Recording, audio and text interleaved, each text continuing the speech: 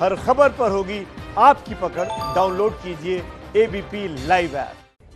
34 साल बाद देश की शिक्षा नीति आखिरकार बदल गई। प्राइमरी एजुकेशन से लेकर हायर स्टडीज तक भारी फेरबदल किए गए हैं। क्या क्या बदला और इसका असर कैसे देश के बच्चों से लेकर बड़ों तक की पढ़ाई पर पड़ेगा, आपको समझना चाहिए।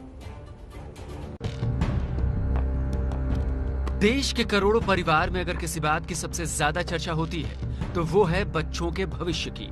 और भविष्य अमूमन तय करने का रास्ता स्कूल और कॉलेज से होकर जाता है। मोदी सरकार ने 3 दशकों बाद आखिरकार देश की शिक्षा नीति बदल दी है। 5वीं तक की पढ़ाई अब मातृभाषा, स्थानीय भाषा और राष्ट्रभाषा में होगी। 8वीं और उससे आगे भी मुमकिन हुआ तो स्थानीय भाषा में पढ़ना होगा। अंग्रेजी की पढ़ाई सिर्फ एक विषय के तौर पर होगी। 9वीं से 12वीं कक्षा तक सेमेस्टर में परीक्षा होगी। नई शिक्षा नीति के तहत कोशिश ये है कि बोर्ड परीक्षा को ज्ञान आधारित बनाया गया है, जिससे रटकर याद करने की आदतों को कम किया जा सके। साथ ही आर्टिफिशियल इंटेलिजेंस की मदद से हर साल रिपोर्ट कार्ड तैयार होगी। जब बच्चा 12वीं कक्षा में निकलेगा तो उसके पास अपने पिछले 15 साल का पूरा एक, जिसको कहते हैं कच्चा चिट्ठा होगा, जिसमें लिखा होगा कि वो कौन कौन सी स्किल्स उसने इम्बाइब करी हैं। कॉलेज की पढ़ाई में भी बड़े बदलाव किए गए हैं। नई नीति के मुताबिक कॉलेज में अब 3 और 4 साल दोनों की डिग्री होगी। 1 साल पर सर्टिफिकेट दिया जाएगा, 2 साल पर डिप्लोमा दिया जाएगा और 3 साल पर डिग्री दी जाएगी। ये बदलाव क्यों किए गए हैं, समझिए उच्च शिक्षा सचिव अमित खरे से। आर्थिक या अन्य कारण से जो लोग ड्रॉप आउट हो जाते हैं वो वापस सिस्टम में आ सकते हैं बिना अपना समय गंवाए हुए।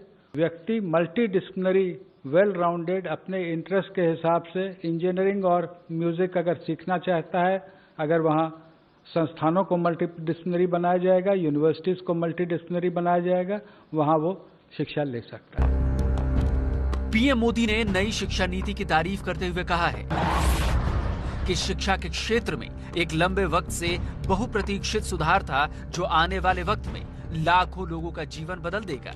मुझे विश्वास है कि पूरा समाज और सभी देशवासी इसका स्वागत करेंगे और दुनिया के शिक्षाविद भी इसको निश्चित रूप से सराहना करेंगे।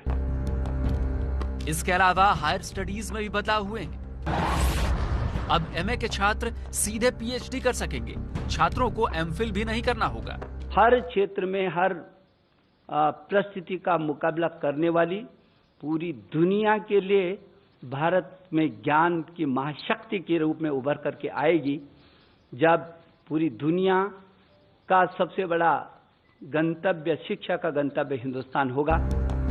यही नहीं, अब प्राइवेट और सरकारी यूनिवर्सिटी के नियमों को एक कर दिया गया है, जिससे प्राइवेट यूनिवर्सिटीज की मनमानी पर लगाम लगेगी। दिल्ली से नीरज पांडे की रिपोर्ट।